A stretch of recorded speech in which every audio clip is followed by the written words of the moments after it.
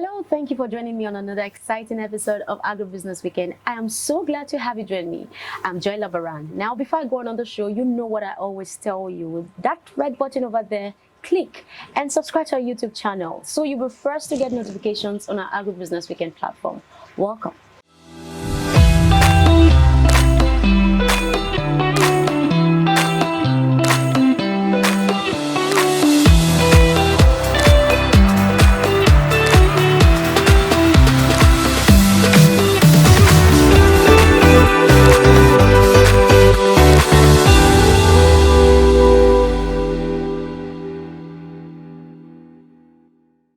Welcome back. There are so many good reasons why people go into agriculture. I can keep listing on and on.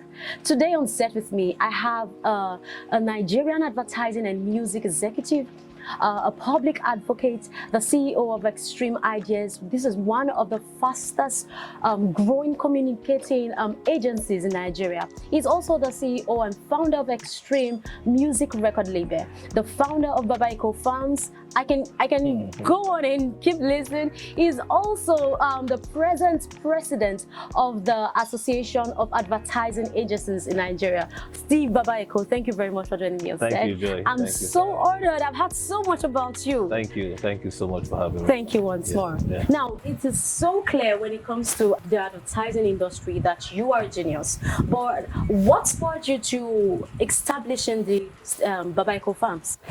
First and foremost, thank you so much for your generous introduction. Thank you. I don't know about being a genius, to be honest, but I just know that I enjoy what I do. I really love my job of being an advertising practitioner.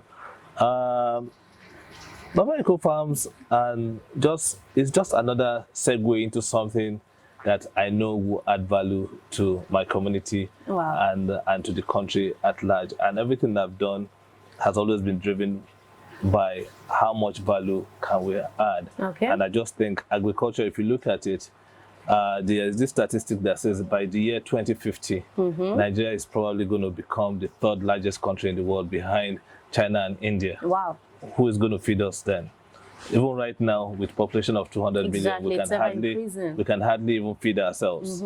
So, I mean, this is the time we need every hand on deck to go into agriculture so that we can create food sustainability for our people. And how has it been so far since you ventured into the agricultural sector? Well, I mean, this is one of the few instances where I'm investing in a business that I really don't know too much about. But then when that happens, you work with experts. So we decided to partner with Corporate Farmers International. Amazing. So they've been our expert partner on this journey, and I think it's been wonderful.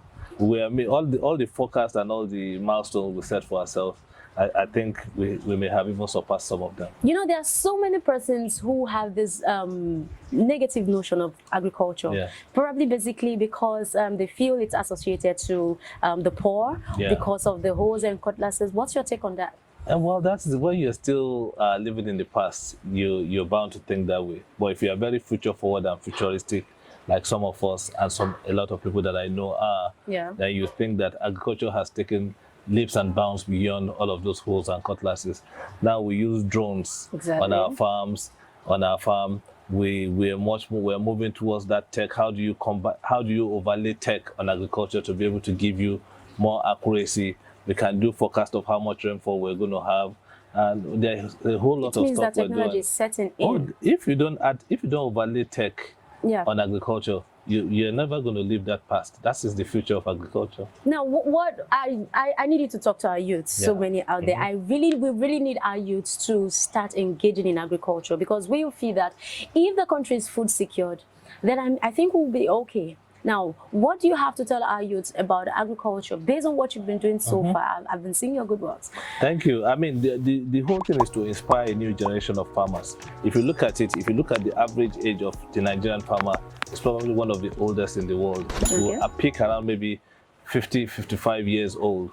We need to bring that average age down, because it's an irony that farmers are about 55, 60 years old on the average in this country, and yet we have a very youthful population that's about 18 to 20 years old on the average. So you need to get more younger people to go into this thing. And I'll tell young people, all of those other occupations that they are fascinated by, i.e. music, sports, they are fantastic.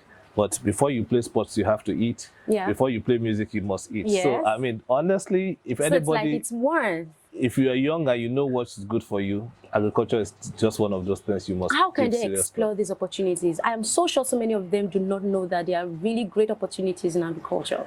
Well, I mean, the thing is that people like us have to take the initiative. We have to be the early adopters who will be shining the light. If you see me and you say, "Oh, this guy wears suits and tie from Mondays to Friday," on Saturday I'm already wearing my overall, trying to check out my farm.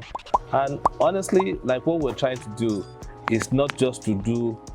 Not to work in the area of just growing the crops alone, okay, but we want to go into processing as well, because that's where the value lies. And if you see the president of the African Development Bank, Mr. Adesina, that's what he's been preaching. Yeah. I mean, it's okay for Ghana to grow or Ivory Coast to grow all the cocoas in the world. How much is their value when it comes to the value and the value you get from just growing cocoa versus the value you get from manufactured chocolate? Is chalk and cheese. Yeah. So how much is the derivable value for them when you take all of the whole total global chocolate market? And that's where we shortchange ourselves as Africans. So the next step will be not just go into agriculture, but also overlay it with processing as well. So you can get the value across the value chain. And then people are employed, opportunities are created. Definitely. Like if you look at Babaeko farms in Kako in Kaba, we're already, I mean, direct or indirect labor is almost getting to about 500. Amazing. So, I mean, we're adding value to the community, the corporate social responsibilities we perform there, supporting education and all of those things. Are things that wouldn't exist if we didn't venture into this business. All right, I would love us to go on a break, but before we go, I want you to tell us, where do you see the agricultural sector in the next few years to come? Okay. Definitely. The future is very bright. If you look at across the sub-Saharan Africa, we have serious problem with food and sustainability in the area of food. We have to feed ourselves. And what I tell our people, some of the new diseases you now see creeping up on our continent is because we abandoned our traditional food and we're chasing imported foods. Imported food. I mean, our great grandfather, what they ate straight from the land, from fresh food. Now we're eating food laced with chemicals. This is the time to go back to our roots and begin to grow our own food, because the spillover effect is going to improve our economy. It's going to improve our health. And it's going to sustain our future. So the future is bright. All right. We go on a short break now, and when we'll come back, the show continues. Don't go away.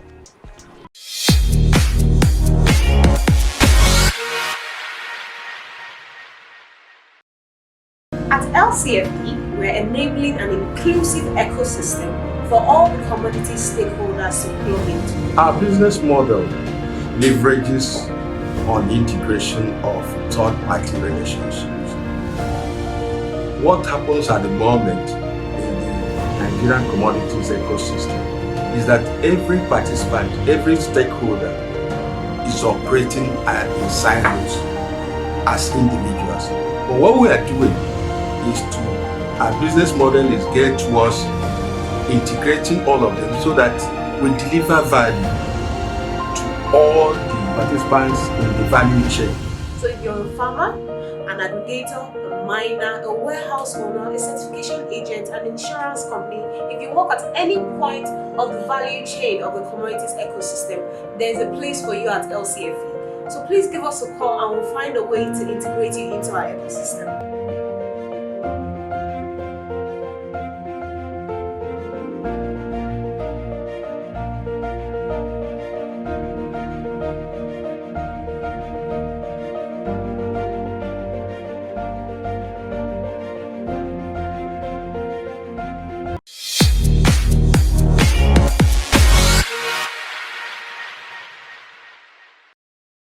Welcome back. Steve is still on stage with me. Thank you very much. Thank you, Joy. For staying with me. I'm actually This is the game show.